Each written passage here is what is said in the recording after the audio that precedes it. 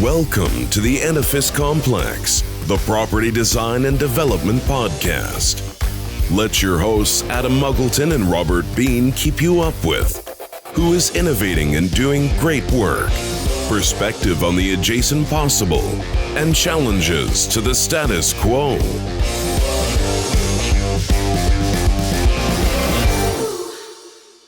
Welcome to the Edifice Complex. I'm Robert Bean, your co-host and unofficial mediator, here with my colleague, official agitator, heavy emphasis on agitator, friend and Yoda, most everything to do with buildings, Mr. Adam Muggleton. Say hello, Sir Yoda. Hello. So I'm interested in this one. I've known Max a little while now, and I knew his father before him a little bit as well. And interesting, getting a very British view today, I think. Well, it was funny because when you said, okay, we're going to interview our guest today, and you can get his bio here, and then I found it there, and then I found it here, and then I found it everywhere, and then discovered that he's done just about everything along the way. And you know, his dad was a knight and designed the M16 building, and he's doing a bunch of other stuff with a whole bunch of people around the world and working on some really cool projects. I said, yeah, how am I going to do an introduction? So the only way I know how to do this is actually to introduce Max Farrell, and welcome to the show. Max, welcome. Thank you, Robert and Adam. Great to see you. And yeah, well, I'm not sure how my bio ended up in all those different places, but I suppose that's a good thing. Yeah. Max, I want to say a few words here. So I'm just looking at your list, because we don't have time to get into your whole bio, but you're the founder and CEO of the LDN Collection, which we want to talk about because that is a really unique project that I'm really excited for you on that one. Chair of the Healthy City and Design Congress, chair of West London Business Built Environment, past president of LAI Land Economic Society from London, fellow of the RSA, and then an urban future strategist. There's no doubt you have had a really unique story in the world of architecture and property development, and you've been doing some really cool things. You've been involved indirectly and directly with some legacy projects, and what you're doing with this LDN Collective is really, really interesting. So I thought, rather than me taking your bio and writing it on like 20 pages of blueprint paper, I don't know what size you guys use in Europe, but big stuff. I'm going to let you take a napkin and do a short sketch of your career. How does that sound? That sounds good. Okay. And yeah, no, I'm really pleased to be joining you. And I've known Adam for a while now, and that was partly through the LDN Collective because of AESG of being one of our founding members, and and I've now watched a couple of the podcasts that you guys have been doing, and it's really interesting, and I think I'm pleased to be involved. So my background, basically, it was never that planned out, as most people's aren't really. It's always a bit of a sort of squiggly line, as it were. But I was always interested in the built environment, as Adam mentioned, and you mentioned. My father, he didn't start out famous. He was born on a council estate in Newcastle, and he got a scholarship to Pennsylvania University. But he was lucky there to study under some of the big postmodern architects in the 1960s, like Robert Venturi, and he brought that back to the UK, and postmodernism is all about understanding from the past, and also being very broad and multidisciplinary in your thinking and about place. And it's not just about buildings as objects; it's about the whole systems and networks of places and people as well. And that's what I got very interested in. So, I mean, my dad had 5 kids, and none of us became architects, to be honest. So I think he sort of intentionally put us off by saying, it's difficult to merely make a really good living out of architecture. It's something that is, for various reasons, there's a whole other podcast on its own, but you have to really want to passionately do it, because for studying for that long, the return on investment of your time is not the same as if you go and study doing other things like medicine or law or but I'm so pleased that people do persevere. But what it does mean is that people it tends to then appeal to a narrow demographic more often than not, of people that can afford to study architecture and not worry too much about never paying back their tuition fees, especially in this country where you have to pay now tuition fees.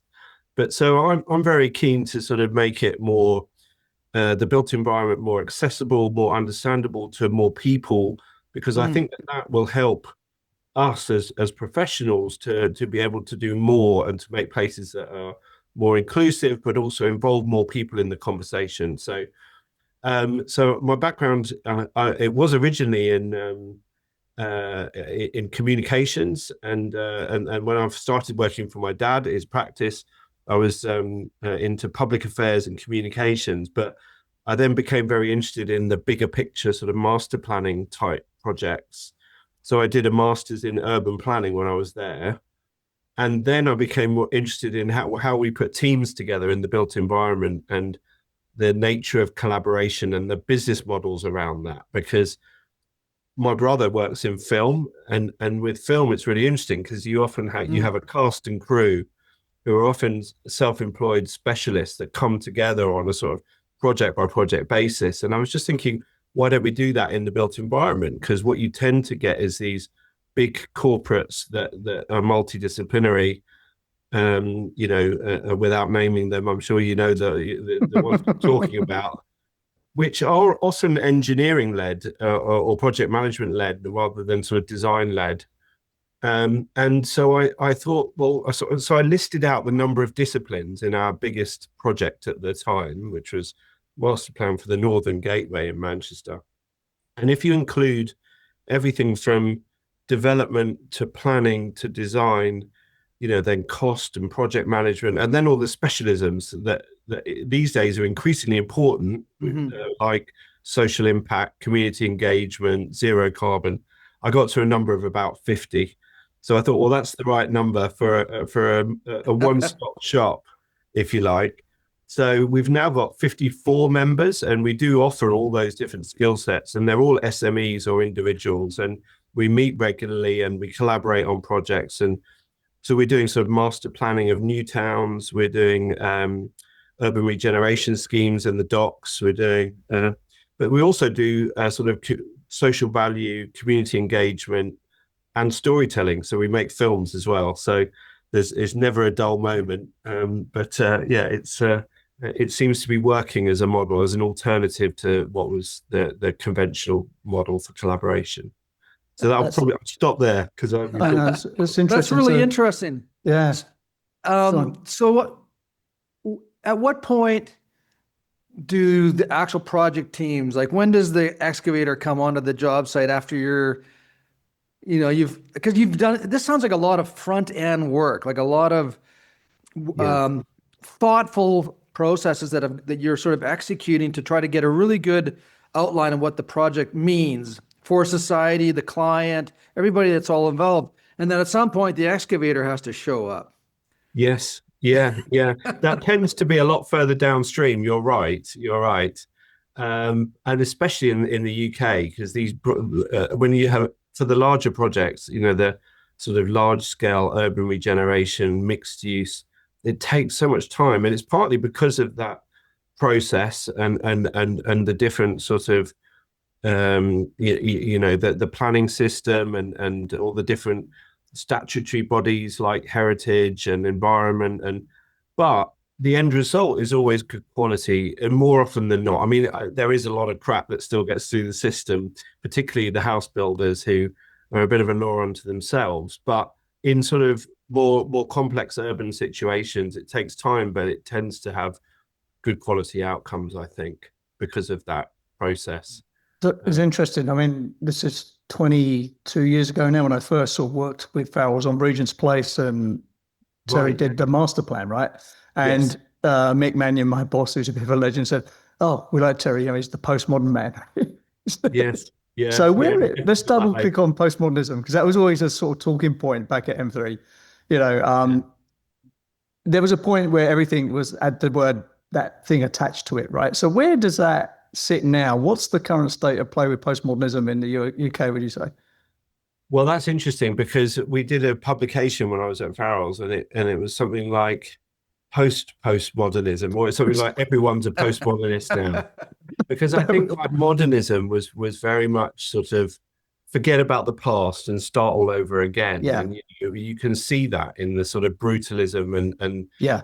It wasn't just an approach to buildings, but also, transport systems and roads and highways and gyratories that were built that just smashed through historic buildings because they weren't seen as having any inherent value.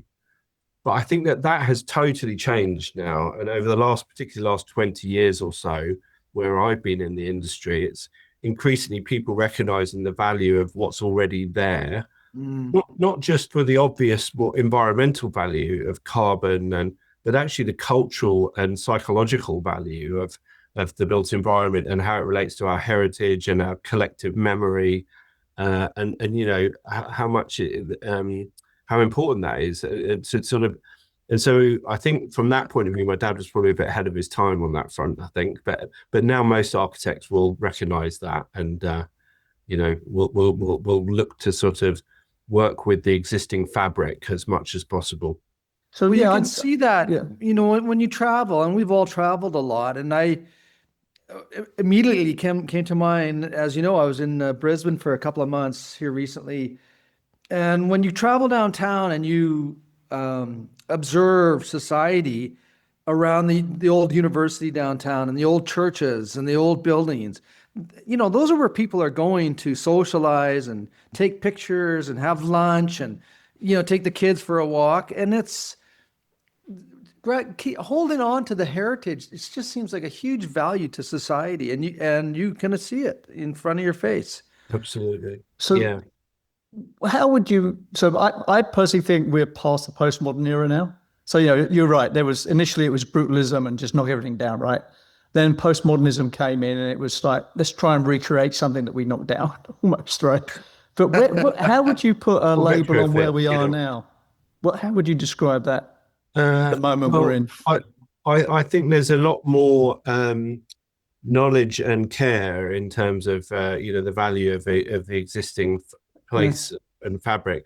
But I also think there's been so many revolutionary sort of pressures that have affected town centres and high streets, that actually everything has become accelerated in terms of having to rethink how we use buildings and how they need to be flexible so that they can change their uses. You look at the classic example is shopping centres that are now no longer full of people shopping, but they're being repurposed with cinemas, flats, healthcare.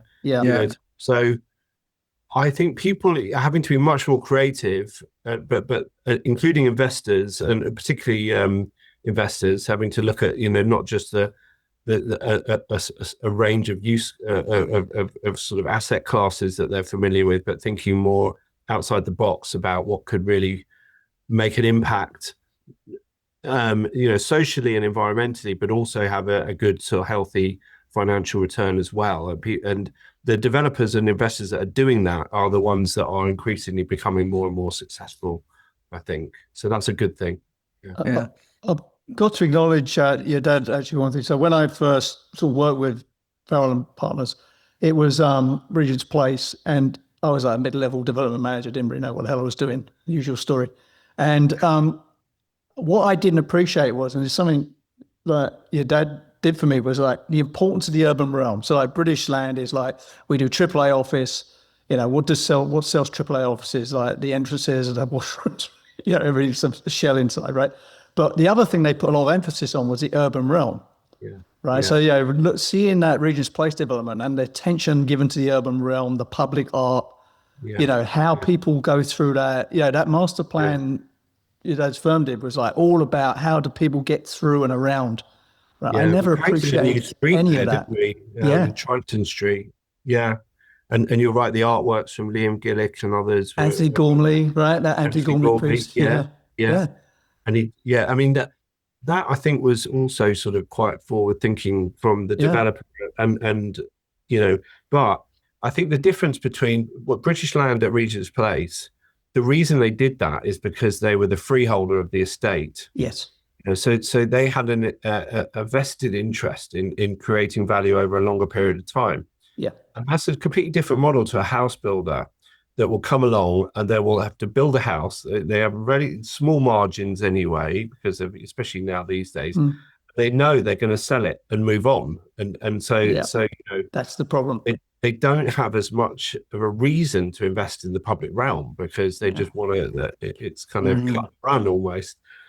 So there, in those situations, it's often the responsibility of the public sector, the local authority, to make sure that those things happen. But unless you have good partnerships and strong people within the local authority, then that doesn't happen. So it's interesting, because British Land at Regent's Place, it's the same with Argent at King's Cross, or Lend-Lease at where they're developing. They invest in the public realm because they know that over time it will create value. They'll get higher rents, and also they can prove that they are delivering on their ESG criteria for their investors. Yes. So it's a bit like the modern day great estates. Like the London is the original sort of long-term property thinkers with Grosvenor and Portland and the great estates. They got that centuries ago. That if you're the freeholder and you're deriving revenue from rents, then you're going to make it a great place that people want to be. That's a great thought, right? Just think of that. How basic is that thought? Yet we had to relearn that, right? We learned it in the 18th and 19th centuries. We forgot it. Yeah, it's true. We did, and then we've had to relearn it in the postmodern era. Yeah, it's true, because I think there was a big change. In terms of, we did, when we did the Farrell Review, which was a review of architecture for the British government, that was 10 years ago now. Right. One of the things we looked at was how many architects were employed in the public sector in the sort of 70s and 80s, when a lot of the housing that we see today was built then, and the majority of architects were actually employed in the public sector at that point. And then it completely changed, so that now there's hardly any architects working in the public sector. They're all in the private sector, because that's the people that are responsible now for doing most of the building, because the public sector doesn't invest in the built environment in the same way that it did. So that has been partly responsible for that as a change, I think. You've just diagnosed the cause of the housing crisis there, by the way. It is. And the public sector has to get back into the game. And I think that they realise that. There's a big new sort of £6 billion affordable housing programme, and which actually, unfortunately, is still a bit of a drop in the ocean, but it will help. It's a start. Hey, Max, on an international scale, when I think about, for example, hotels, the major brands around the world that are putting in properties into developing cities, developing nations, I would think that they would want to contract with your group. And where I went with that is that I was in Phnom Penh, and there's a lot of money going into that, but the infrastructure, the community, the potential is huge there for Yeah. And it just seems to me that, you have these hotel chains that are in all of the big cities around the world, and they're starting to put money into that place, that they ought to contact and contract with companies like yourselves now before it's too late. Yeah, well, it's happening. So Farrells designed a big complex, which is hotel in Phnom Penh called Vatanak Tower, which was quite interesting. It's shaped like a dragon. The building with the helipad on the tail. Of course. That's really interesting, where these other countries are industrializing at the same rate, same pace that the UK did 150 years ago, and actually they do need, and what we can offer as in terms of the UK, but also the States is that experience of how to do regeneration in a sustainable way, and how to think about the landscape, about sustainability, and about kind of the social impact of development is all critical, really. So yeah, I think we're quite good at doing that in terms of working overseas and taking our knowledge overseas. A lot of UK and American architects are working overseas, and even if they're headquartered in London or New York. So yeah, I think that does happen, but may happen more. Yeah. I mean, London architects, the big ones, the Fosters, the Farrells, Yeah. they do work internationally, right? Yeah, London is a centre of really. excellence, or UK is a centre of excellence for architecture. Yeah. Doesn't get talked about very much, and it doesn't get used to recruit people into architecture either for some strange reason. Yeah, I know. Well, actually, the NLA, New London Architecture, did a brilliant report recently about the real contribution of the built environment as a sector, and the number of people that are employed in it, and the sort of the contribution to the economy of the built environment, and yet it doesn't get the same level of support that other sectors do. If you think about finance, tech, life sciences, so that is interesting, and I think, but we are getting our act together in terms of advocacy on that front, and I recommend you looking at that report that the NLA did with I think it was with London School of Economics. Just a couple of months ago. As a Brit, I'm allowed to say this, Brits are horrible at promoting themselves. It's true. Yeah, it's that huge thing, isn't it? They don't talk about themselves. Yeah, it's you don't need to do any promotion. You just come in and take everything over. Well, that was the model I used to like. Quietly. We don't do that anymore. There's no promotion necessary. Public relations doesn't matter. Marketing doesn't matter. Sales doesn't matter. But brute force works. Well, I think it did a while ago, in our past history, but not these days. I think these days there's a lot bigger players out there, and also this kind of people competing with each other through strength and power rather than through partnerships, and is becoming increasingly the situation. I think the UK has realised that, and it's all about alliances and partnerships these days where possible. Yeah, I think it's one of the most undersold, underrated things we have, the soft power of our architecture. Architecture is art, right? In just big form, in my view. I view architecture as an art form now, since I work at the Regent's Place, and we don't talk about that. We don't project that. We don't promote that, and it just frustrates me. Yeah, because it's not just architecture; it's about urban design, and I think that is one of my dad's favorite sayings. Is it's the work of many hands, and that it is like an opera or a great film, or because it does involve so many different people, and it is complex, and the end result, it is like a work of art, because cities are amazing the way that they function and change over time. It is opera is the right analogy. It's dramatic, it cries, there's loads, someone dies, someone sings. Yeah, exactly. Cranes fall on buildings. And everybody gets dressed up to watch the thing. That was one of my favourite stand-up comedy pieces. The guy comes and he said, who watches opera? He says, fat girl comes on, sings, someone dies, fat girl sings, end. That's the very short version. Yeah. That's always funny. I love that. The work of many hands. That's quite profound, actually. Because my old joke is every property development is like an episode of Seinfeld. Everyone comes in, does their own thing, learns nothing, leaves.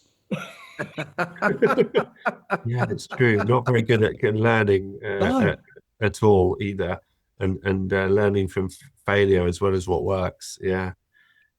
But I think we're getting better at that, and I think technology is helping in terms of being able to draw upon data sets and learn from what works and what doesn't work, particularly around people and movement.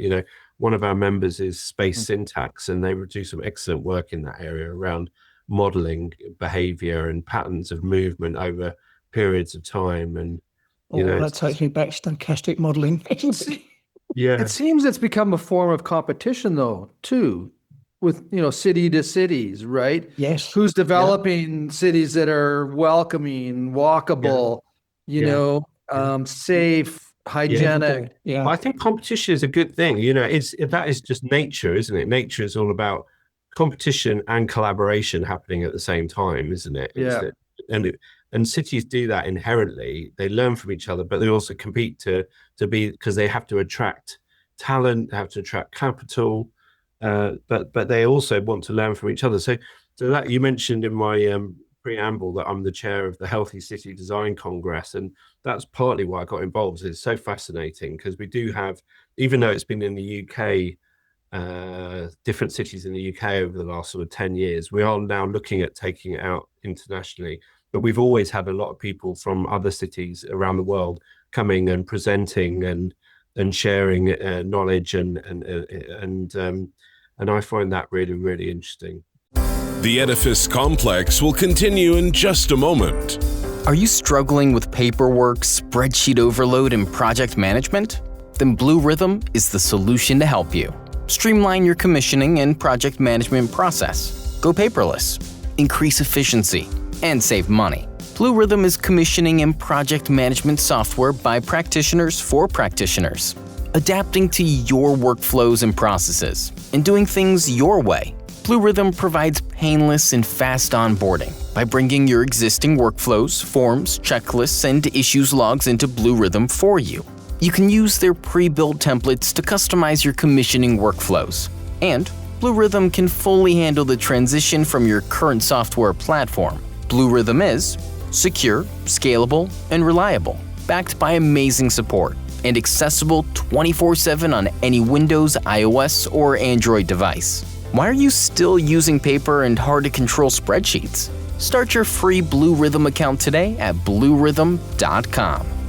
And now, back to the show.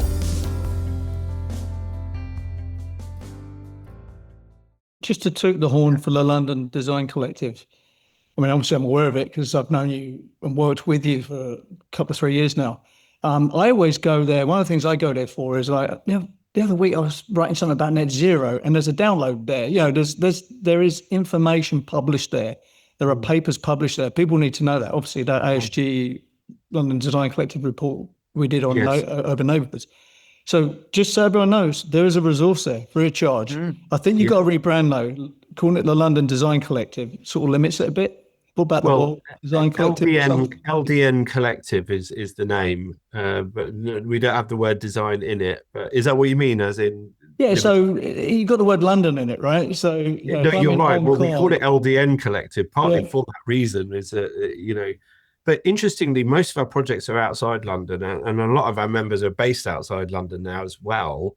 So it's kind of more of a virtual network, But my idea was always that the model could be transferable to other cities. And I'm talking to other cities, including Sydney, about setting up their own collectives. So would it be the Sydney collective there? Or would Absolutely, you? Yeah. So it becomes a pod. Yeah. Well, and then each of those collectives can then meet quarterly and have their own knowledge exchange. But the city collective meets once a month. So talking to Sydney, Manchester, Bristol, we've looked at. Because I think as a model, it can work in any city, because it's a platform for individuals and specialists to collaborate, to stay connected, but to be able to pitch for things collectively that they can't on their own. And so that's the whole is greater than the sum of the parts. That's interesting. Yeah. Well, in 50 years from now, as you continue to see success, if you were to look back, just put yourself 50 years into the future and looking back, you'll have developed a global network of that becomes a huge resource. Yeah, that would be brilliant. And I think that is the sort of long-term plan for sure. It's taken a lot more time than I thought it would, and also it takes up a lot of time just running one collective of the LDN Collective. But I think I'm talking to other people now that are keen to play a similar role that I play at the sort of the centrifugal force in the middle that can help connect everyone and also do the sort of business development, marketing, communications as well. So what does it need in, say, Sydney, for example, to get it going? Do you need a big sponsor to get that going, or?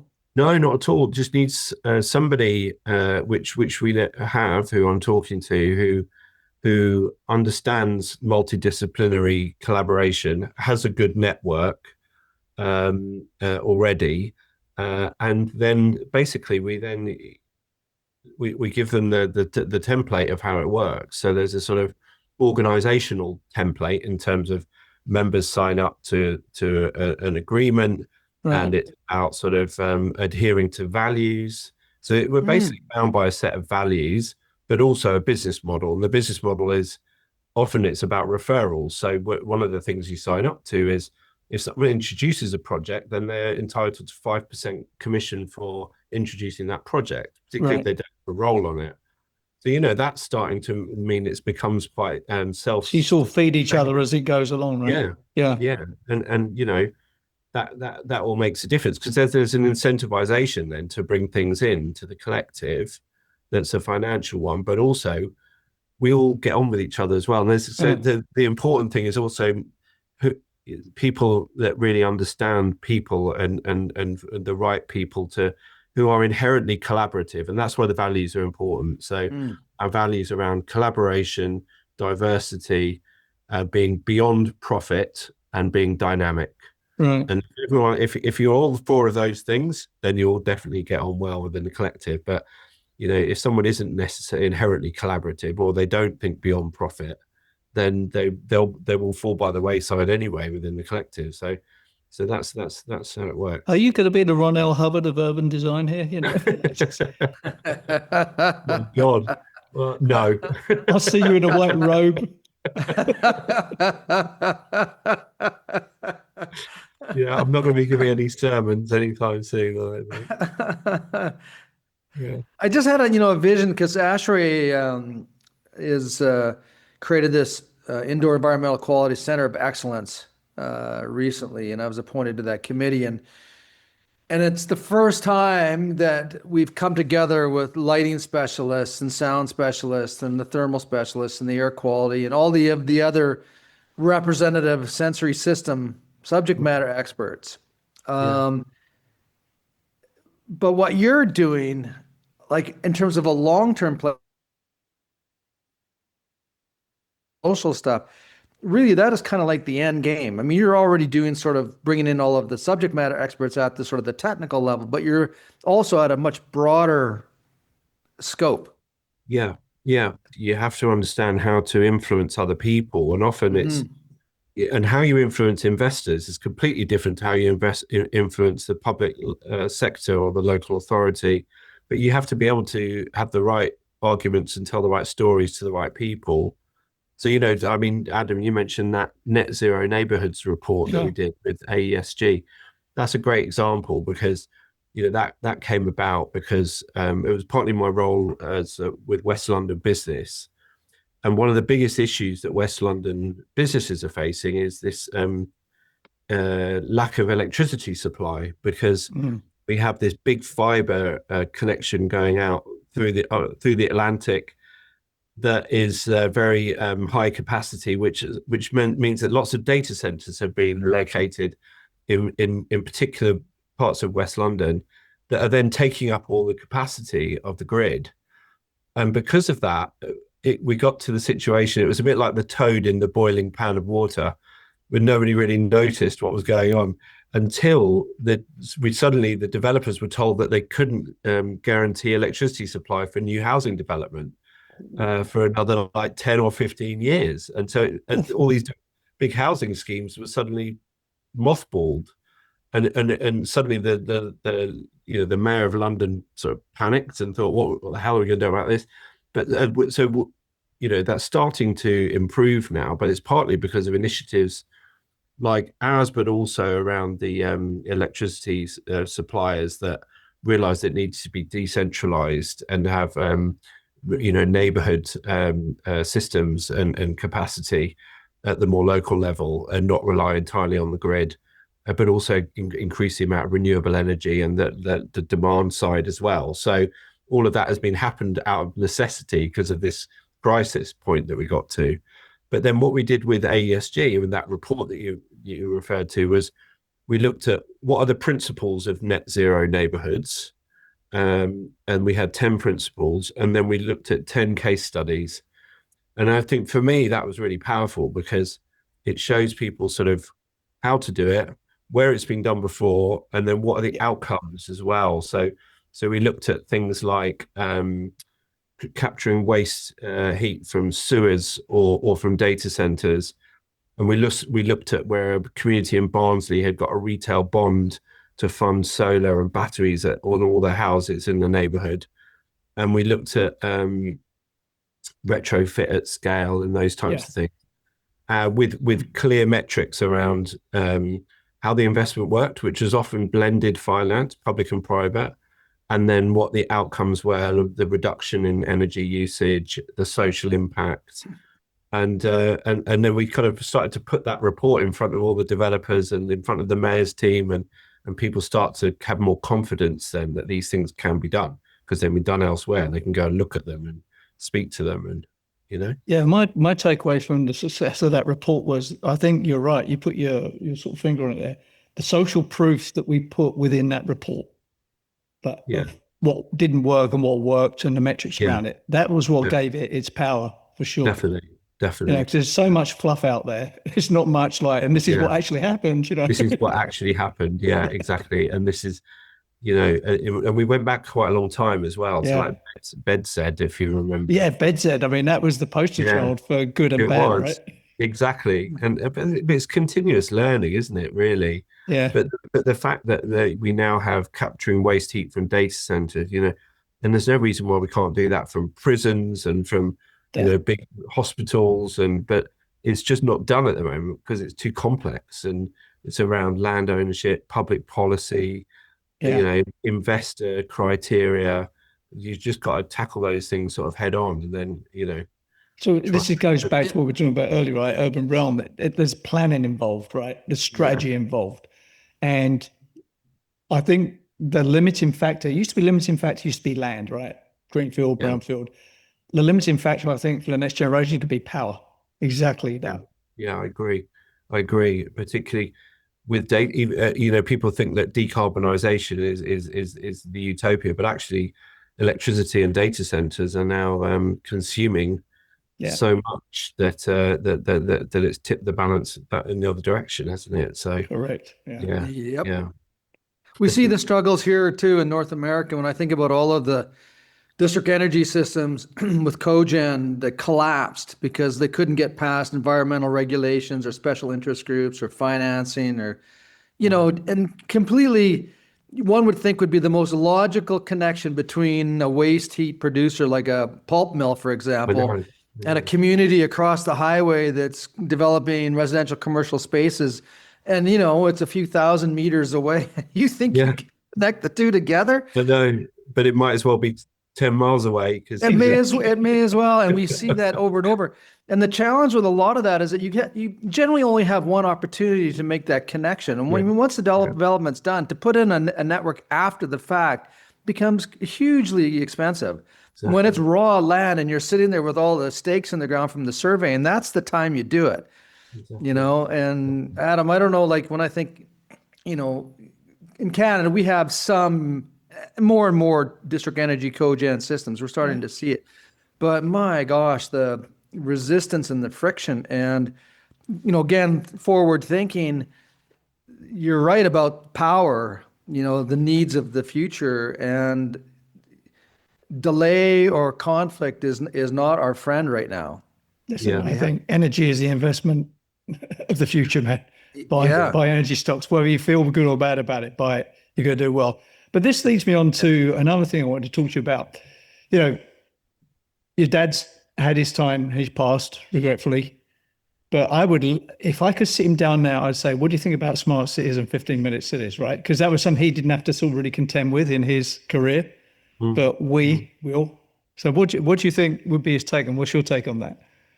Yeah, that is the big issue of our times, isn't it? Yeah. Because and it's partly when we did our launch for the Healthy City Design Congress for this year's Congress, which was just a couple of weeks ago, I started my speech by saying that the reason this is the biggest issue of our times is because at the moment, just over 50% of people in the world live in cities. Yeah. But within the next 30 years, even before the end of this century, even by the sort of I think by the 2060s or 2070s, which sounds a very long way away, but you've got to think about these things. Virtually everyone, so I think 90% of people will live in cities.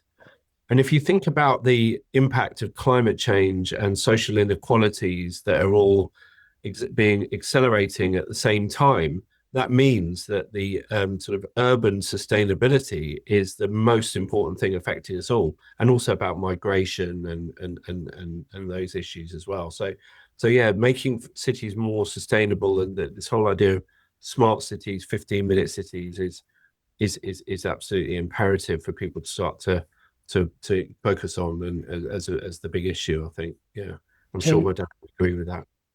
Now, BedZ was like the early poster child of success and failure for like net zero. Where do you see the first smart city version of BedZ? Has there been one? Well, I suppose it's difficult if you look at trying to create a smart city from scratch or in its totality. That's always going to be hard, because you're going to get sort of cities are already having an urban fabric, so it's about retrofitting cities, really. Yeah. I mean, was it Google that tried to do that in Toronto? Interestingly, it failed on Google. Couple of things. They underestimated the effed up politics in Toronto, because everyone hates everyone, right? And it absolutely failed on the local people would not accept the level of surveillance required by Google. Yeah. You said they will, or they won't. So it was a very public. But they will. Yeah. It was a very public project, and basically the peasants revolted. Yeah, which I think would happen anyway. I mean, I know Toronto is particularly sort of people are very vocal about these things. And I know that because they're working with Thermo Group, and they had their a new wellbeing facility in Ontario Place, and I know that project. I spoke to Thermo about that.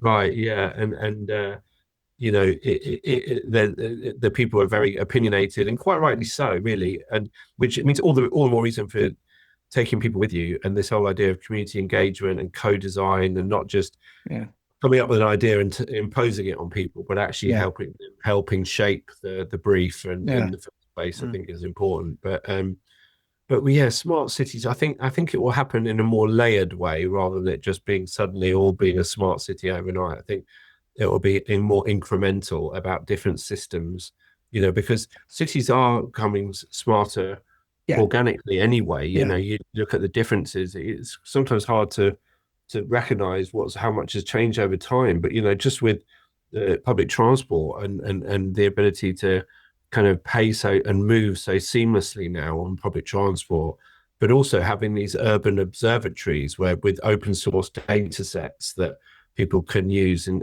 that whether that's around air quality or those types of things, is making a big difference as well, because then it becomes a much more democratic system of innovation then, because people have access to the data and they can start to model things and make decisions about where they live, or where their children go to school based on air quality, which we wouldn't necessarily have been able to before.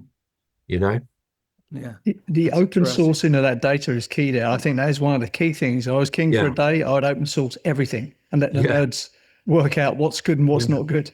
It is happening more and more. I think people are recognizing the value of that, and particularly this idea of cities competing, and I think which is partly why the sort of top-down cities like Singapore has always had a bit of an advantage, because they don't need to worry about community engagement in the same way. And China's the extreme example of that. They just get on and do stuff. It's not always the right stuff that they do, and actually they do stuff so quickly that often the mistakes are there for a very long time. So I think in a democratic society things can seem more convoluted, but the outcomes I think can be a better in the end. Yeah, China's the I sort would of country agree. example of move fast and break things and see what happens, right? Yeah, exactly. On a very big scale. On a Yeah, very big scale. yeah, exactly, exactly. Well, yeah, and you see that all over the world, in non-democratic countries, Yeah, Yeah. even in their urban planning and their infrastructure, yeah, they're just all waiting to collapse. yeah, yeah. You know, It doesn't you seem. made a comment about, public transportation, and I've really had my eyes opened with that, being in Brisbane, and how easy it is to be on the water ferries or the trains or the buses. Just, 50 cents, tap on with your credit card, tap off. You can go from Brisbane to the Gold Coast or the Sunshine Coast. And it's just, and everything in between. It's just Yeah, so easy to get around. When we got there, we thought we actually first we looked at renting a car, and then we thought, well, it's you're 20 minutes walk from anywhere, right? So why would we need a car? And then we thought, well, we'd buy some bikes, and then we thought, well, then we gotta you can rent bikes like they're on the street, like the yeah, electric bikes yeah, and the scooters.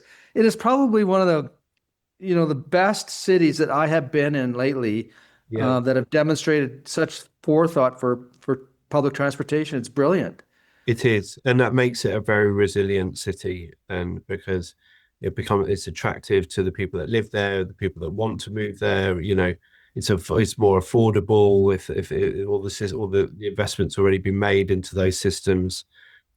So yeah, I think lots to learn. I've heard about Brisbane. Brisbane is very good on that front. Yeah, Yeah. I mean, a yeah, lot of the big cities, they have these mm, the connections, the human connections and the connections with art and architecture and urban development. But you have to travel to get there. Where in Brisbane, that is the community. You don't have to go very far to experience that, yeah.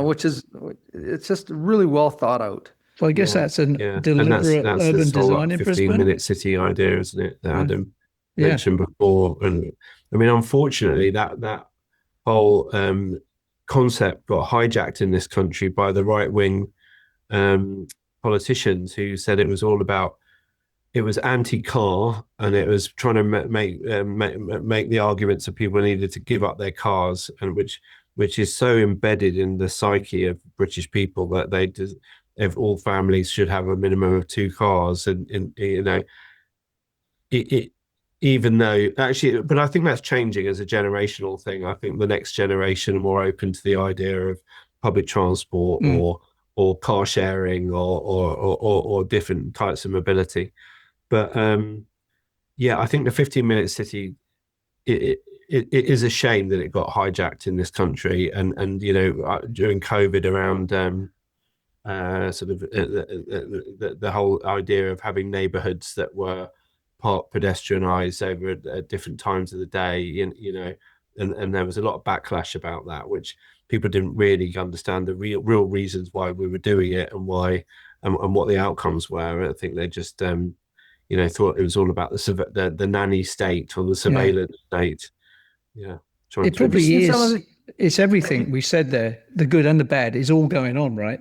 yeah, exactly. And Yeah, and the yeah. problem is whoever's in charge of that, if they're malevolent or benevolent, is the difference maker. yeah, and how it's communicated as well, Yeah, especially in the age of social media, where yeah. there's a vocal minority. I think it was low traffic neighborhoods was what created this huge backlash. Even though all the statistics meant there was lower for casualties on the road, there was air quality, higher biodiversity, better cultural social cohesion. It didn't matter because the people that were shouting the loudest were the car sort of lobby, and so how we kind of make those arguments in a more coherent, persuasive way is, I think, really important, and I think hopefully we'll be doing more of that. To give you an Have you idea been- of what you're up against, I think annually 33,000 people plus die on the road in North America every year. That's 10 times 9/11 every year, and Wow. we're fine with it. So that's what you're up against with that. That's scary. Demographics is not working for us though either. True, true. Or urban planning, because everything's on a grid and with these big blocks, that it means you have to kind of get in your car and a lot of the time, whereas, which is the difference a lot between American and European cities. I think American cities, because of the era that they were built. Yeah, designed for cars. Yeah. They were designed for cars. Yeah. Whereas European cities were designed for horses and Look, my grandma and grandfather lived in a 15-minute city. She used to walk to the butchers, walk to the grocers, right? Yeah. My granddad got a bus to work every day, right? So, most because they were poor, mostly. But, that's the difference, right? You and I grew up where cars were a status symbol and then they became necessary, right? Yeah. So, the question is for 15-minute cities, how do we get back to that? You go to the shops and buy your produce every day or two and you walk and you carry it. Yeah. Now, my daughter lives in Brooklyn and she doesn't have a car, and she does that because it's easier than doing anything else. Yeah. Right, exactly. And it takes very bold leadership and also a vision for what the future could look like if you retrofit roads. So I had an amazing sort of meeting just a couple of weeks ago, and it was in I don't know if you know the Peninsula Hotel on the Hyde Park corner. Oh yeah. And we had a meeting with various different organisations like Transport for London, the Business Improvement District, Westminster Council, and various others. And it was about what are we going to do to sort out the reprioritize Hyde Park Corner, Park Lane, and Grosvenor Place, that goes from Hyde Park Corner down to Victoria, as places for people and not places for cars, because they are like urban motoways at the moment. Yeah, that's a heavy traffic road. I hate walking down the roads. And actually, it's the heart of the city, because you've got Buckingham Palace, you've got Hyde Park, Green Park, you've got all these, these amazing parks, but they're completely divided by these kind of 7 or 8 lane roads, which is quite unusual for London. So we all agree that what's needed is a vision for what the future could be like, even if it's 20, 30 years time, by removing certain lanes, getting rid of the underpasses, more pedestrian crossings, but more greenery, and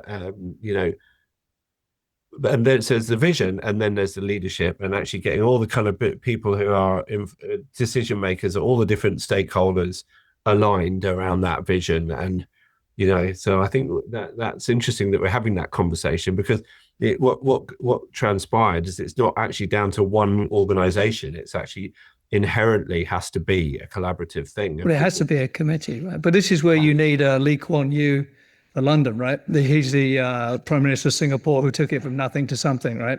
He was a top-down guy by a very definition, exactly. Right? Yeah, I think it's very different. Yeah. He just kind of did it more by diktat. Yeah.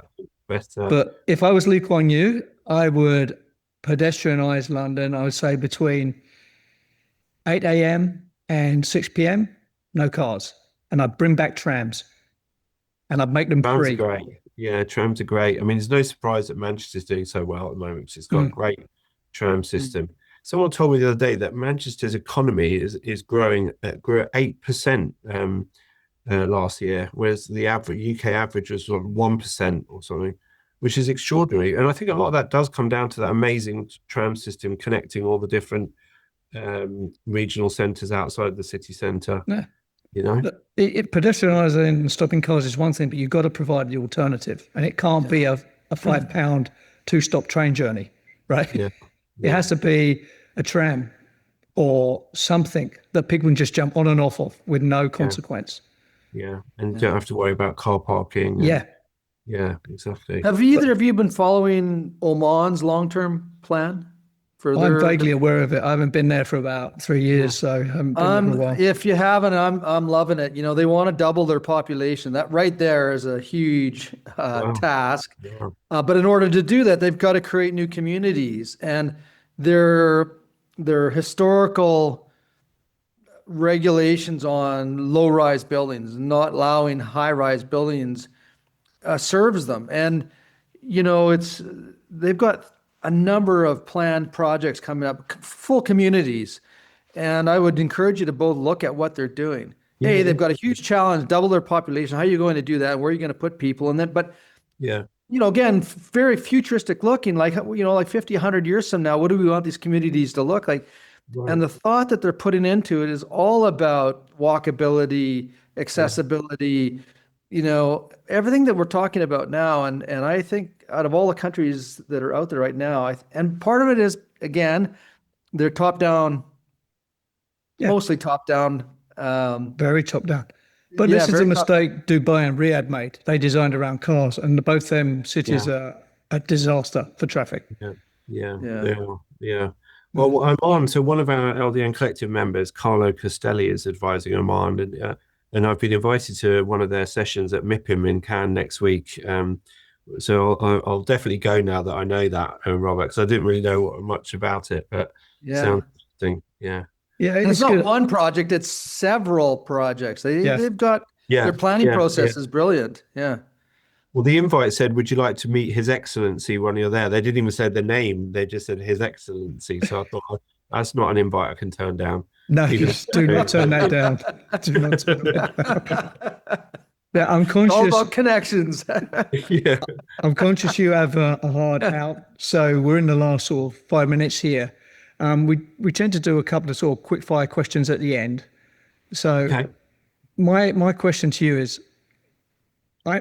just to set the table a bit, we employ a lot of architects at ASG. They wind up in our sustainability groups or consulting groups, right? And they all unilaterally complain about the lack of money in architecture, right? So my question to them is, how did you do all that training and not research how much money you were going to earn?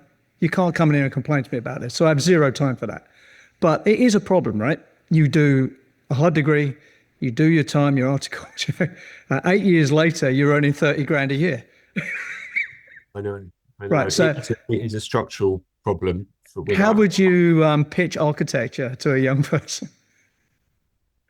Well, first of all, and I know that there are moves at the moment to reduce the length of the course in the UK, which I think is essential. Yes, and it is too long. And I think that there's also things, the course needs to be more practical and less theoretical and abstract, and actually kind of people getting on site. And I think also it needs to get into working in practices through apprenticeships and so on much earlier. Yeah.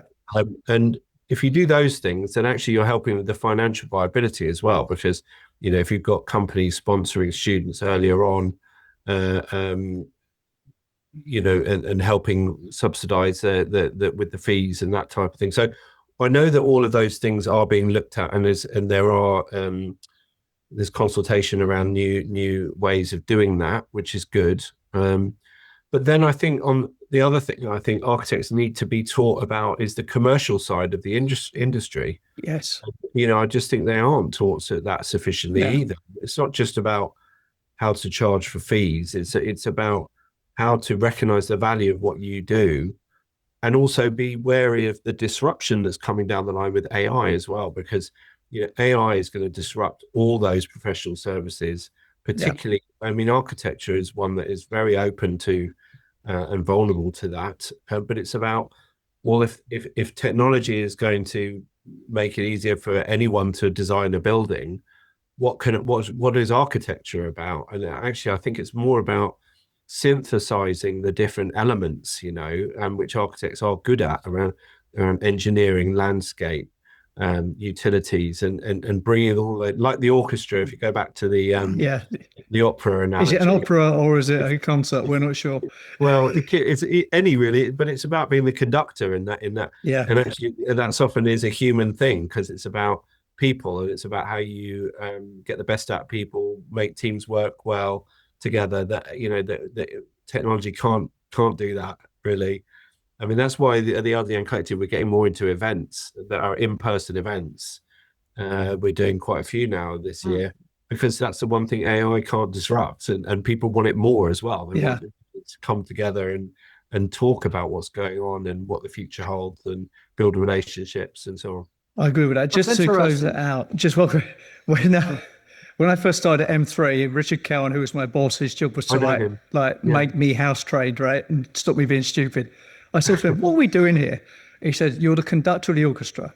Did he? I don't want you to play the trumpet, but I want you to know when that trumpet's being played badly. Really, exactly. I think the way he's nailed it. He nailed it. Absolutely. Yeah. He was my mentor and savior, that guy, because I worked he out was I a was the great dumbest guy. guy there. Yeah, I remember my dad thought very highly of him. They probably Yeah. talked about orchestras together, didn't they? Oh, he's a great man, Richard Cowan. He is one of my mentors. Tip of the hat to him. Yeah. Sorry, Robert. Yeah, there's so many places. We should actually start the interview at this point. We've already covered a lot of great stuff, but you've triggered a lot more thought processes. One, and then maybe we can get you back and talk about it, and that has to do with AI. Yeah. And maybe AI becomes the front end of the engine, but there's still an interpretation and an execution that has to take place, and there's a role for architecture in that. You know, yeah. Definitely. That's certainly not my question, because I guess one of the things my question for you is that looking at all the case studies that you've done and all of the observations of success, if you had one message to urban planners in each of the cities around the world, that where there's one message that they do well, the projects that are successful, what is that one message? I think it's about the importance of collaboration and partnerships, first of all, between different types of organizations, particularly increasingly around the public sector and the private sector, is absolutely fundamental. And also the importance of the social and environmental outcomes of what you do, because ultimately that's what really matters. And if you do that well, then you can make money at the same time. But you shouldn't. That's the way to think about it, not the other way around. About making money first, and it would be nice if we could do it, have a bit of a social impact too. You know, it's about rethinking the model, I think. I love that. You know, I'm thinking many years ago, it might have been Tom Peters, and he was talking about profitability of corporations, and he said most people get it wrong. If you get the front end right, you do the right things for the customer the way they need it, exactly. Lead them, make sure you manage, the profits will come. Exactly. But, you know, and there's a lot of truth to that. There is. Yeah, absolutely. Yeah. When I think of Adam, when I think about your businesses and the businesses that I've had, yeah, in the back of your mind, you're always going, okay, well, how am I going to put cash in the bank on this deal? But at the street level, it's about that value for what you're trying to do, you know, and it's to do it well and do it consistently, and you know, I don't know. It's a different philosophy. It's pretty simple, mate. No value, no money. It is really simple. Yeah. No value, no money. That's it. Value. Right. Having a broad definition of value, I think. Yeah. Exactly. And the whole concept about quality, well, if you're not in the quality game, you're not even in the game. Like, no, exactly. That's a given now. Right. So there's a lot of old assumptions that just, you know, like, you get rid of them. Those are bad things to carry with you. It's just, it really goes back to fundamentals. And that, you know, really, when you think about it, well, chaps, I hope you get, it would be good to get you involved in the Health of City Design Congress as well. So if you wanted to come to Media City in Salford in Greater Manchester in October the 20th and 21st, you're very welcome to come as my guests, and maybe we could do a version of the podcast when we're there, because we're going to have people around the world. Next time I'm in London, we'll catch up, mate. And but yeah, look, keep doing what you're doing, man. I just want you to be more aggressive and more promotional. Yeah, great job. I'll do my best. All right, mate. Thanks for coming. Thanks, Max. To see you, mate. Thanks a lot. The Edifice Complex will continue in just a moment. Are you passionate about the built environment? Do you want to learn from the industry's most inspiring, intelligent, and accomplished professionals? Then the companion to this podcast, Wisdom of the Property Crowd, is just the book for you. From Edifice Complex podcast interviews, this book distills the critical thinking, insight, and ideas of some of the property industry's most accomplished and respected practitioners. Each chapter is a synopsis of an hour-plus interview, capturing the takeaways and insights, including diagrams and images, to help explain concepts and ideas. There's also a brief bio about the interviewee and a QR code linked to the podcast episode for those that want to explore further. These are the mentors you wish you had in college. Wisdom of the Property Crowd by Adam Muggleton. Available on Amazon worldwide. And now, back to the show. That was a lot of fun. So many other questions. Like a lot of our guests, Adam, I want to bring them back. Yeah, no, and we're going to try to do that. We're actually going to try to do that. We have some of our earlier guests that we're going on 5 years. We'll bring them back. Man, mate, 8 years we've been doing this. 8? Yeah. Time flies when you're having fun, mate. That's crazy, man. That's crazy. What I like about Max is his persona is stable. Like he's got a stable persona. He's not, and his part of his keel, if you will, of a ship, a stable ship, part of his keel is to be able to cut through the waves and the turbulence. And he has that vision of how things should happen. You could count on somebody like Max. I feel just talking to him, you get the sense of reliability, consistency, capability, connectedness. It was a great interview. Yeah, he's I suppose what was just one word, a facilitator, but he's an urban designer, but he's one of these guys, I know it sounds a bit soppy, he really cares. Yeah. Well, you need more people like that. I know, which is why I'm sort of fond of him. And yeah, we did a fire life safety event in London a few months ago, or several months ago now, and he opened it and he helped me organise it. And it was late. It was Q3 last year, actually. God, bloody hell, time is going fast. Wow. And he opened and that. But, you can see his opening talk, the Q&A. He really cares about everything. He came up with something in that fire event where we were talking about Grenfell and how the fire regulations are evolving and that. And he's saying housing needs to be treated as infrastructure. Yeah, totally. Right? Totally. Which is, we were talking in the other part of that interview about, really why is there no housing? Well, because the government's are out of the housing business, right? That's why. Very simple. He said when his father started in the 60s and 70s, the majority of architects were employed by government or local government, right? Yeah. And they build houses and housing estates. Find me an architect who's employed by local government now, I'll give them a beer. It just doesn't happen. Yeah. Yeah, and that's the problem. That's the housing problem in every Western country, Is there a collapse in the profession, do you think? There's going to be, because a lot of people, baby boomers, are going out, right? And why would you become an architect? You've got to want that so bad. You're going to do 8 to 9 to 10 years of training and you're going to earn the same as a postman, a mailman. Why would you do that? And take responsibility for people's lives. Yeah. And you're going to work long hours. You're going to get beasted.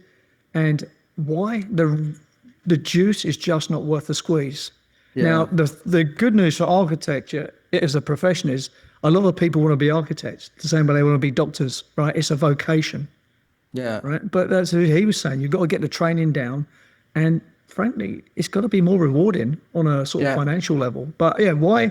We get this all the time. Architects join ASG in various departments and they all moan about the lack of money. And I have to say this to them. How did you not know that before you committed 8 years of your life to learning it? You can't complain if you didn't do that math. Yeah. Right, because they all think they could be Norman Foster, right? Well, maybe the architectural engineering profession, the Bill Bonfils, the Penn State programs of the world, where maybe there's more emphasis on the engineering and less on the architecture. I don't know what the split is right now, but yeah, that's a good way for architects to have value. But that's a very North American phenomenon, what you're talking about there. Yeah. Architectural technicians don't really exist in other parts of the world. I've not come across them. I think that is the way forward for architects, to be sort of more value add and earn more money. If they can do a lot of that, like facade engineering, or had that engineering bent to it. Yeah. Right. Because we have a facade engineering division at ASG because architects can't do that. Yeah. Which used to be their job, right? Yeah. One of the things that really triggered some thought was this concept of power, in the future, and you picked up on that. And yeah, you're right. I mean, the whole energy systems in the world are changing, and part of it is these big centers. It begs the question, like, how, if you're not responding today of what's happening now and in the future, what the F is going to happen to you? Well, power is like demographics. You can see the future clearly, but you don't respond to it. It's so big and scary. Yeah. Right? So someone said to me this years ago, the future is brownouts and blackouts. I said, what do you mean? He said, because we're writing checks on like green electrifying buildings. This is before data centers, electrifying buildings and electric cars. There was just not enough power. There was a study I was looking at recently when I was writing a data center paper. The US needs in 15 years, needs 3 times more electrical capacity than it currently has. Oh my gosh. That ain't happening, right? That's a generational thing to build out that. This is why I'm really confident on my son's future as an electrician. Oh, absolutely. It's a great profession. Yeah. It's a great profession to be in. So when we're living in Canada, but I mean, when I think about our inabilities to take advantage economically of our ability to be a resource country, you just want to scream. You know, so Canada has more oil than the UAE. Do you know that? Yeah, we're like, what are we? We're number 3 or 4 in the world. Yeah, We have the most uranium, the most potash, all the rare earth minerals are here, the most fresh water. Yet somehow we have no money. It's like we have a credit card with an unlimited amount, and we can't release it. So you may as well throw the card away. It's like, Richest country in the world managed by the most incompetent people in the world is how I would describe Canada right now. Yeah, it's crazy. It's bonkers, but yeah, we should be benefiting from that. But it used to, when I was back in the UK 20 years ago, it was all about land availability, land banking, greenfield, brownfield. What can we do? What can we do? Yeah, I would say electrical power availability now trumps that problem. Because, as he said, you're slowly building data center in West London because it's nearest the cable. And then you wake up one day and the new office block that's going up doesn't have enough power to be applied. Yeah, that's just crazy. How are the utilities not saying, dudes, there's a limit here? Well, yeah. We have to get him back on. I had so many other questions about projects that have collapsed. Like even here in Calgary, just south of Calgary, there was a project called Drake Landing. Right. It was one of the very first earth storage community systems, housing systems. So all the houses had solar thermal collectors on them. Right. We're feeding a ground source battery.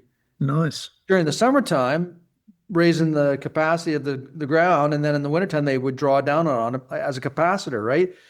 But maintenance costs, all the things that came along with it, it failed. And they've sold the building, sold the power plant, cleared it all up, and now they're back running gas-fired. Because they were competing with rooftop units. Well, this was all housing stuff. Yeah, all right. They're competing with a furnace from Carrier, right? That's what people don't get. When you design a building like that, you're not thinking about what you're competing with. Yeah. And if it's a first cost decision, you're never going to win that arms race. No, and that's exactly what happened here. Yeah. And it was successful on all metrics except on the economics of maintaining the system.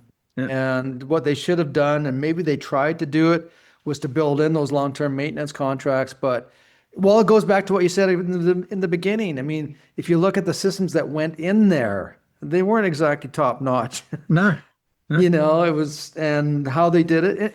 Anyways, a successful project that collapsed for the wrong reasons, that irks me, I'll tell you what I liked was his observation about open source urban observatories. Like you've got all these sensors around. Let's just open source that stuff and let people decide, the air quality is here, the traffic's like this.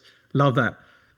Yeah, it's funny you bring that up again, because the immediate thought I had is, when you're walking down a street and you go around the corner and it's paved all the way around the corner, but if there's a green space in between, people will take the shortcut. Yep. And they'll beat a path in the grass, right? And so the urban planners put all that effort into paving the sidewalks, making that all look like the rest of the community, but people will do what they're going to do. And that's an urban planning foul, right? That's our lack of accepting reality.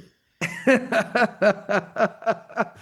I think that thought process, one of the benefits of traveling, as you know, is you get to observe some of the crap that people do. And you have to think to yourself, like, what were you thinking? Like, there's no way people are going to participate in that because of the way you've designed it. If you let people, and this whole observation, how people move through space and time, and you observe it, they will do what they need to do in the easiest path that they can, right? So this goes back to Sir Terry Farrell, like Max's dad, right? So he's a famous urban planner, right? He master planned this community. And when I was watching it, again, I was new at the time and my mentor hadn't properly shut my mouth. I was saying, he's like the hand of God. I will move this building here. I will create a road here. And it's literally like creationism, right? But you're relying on his expertise to be right about where that road goes, where that building should be, where that urban realm should look like. And this is why urban planning is science and art, right? Right. Yeah. There's traffic flows and everything. Is it Albuquerque, the river walk? Oh, that's San Antonio. San Antonio. Yeah. Like I could walk up and down that at night. It's very relaxing, right? It is very relaxing. All of those shops, and when you go into cities that have that, sort of that bring you together, the shops around, and a lot of it's around water. Yeah, that water and the urban realm and the planting.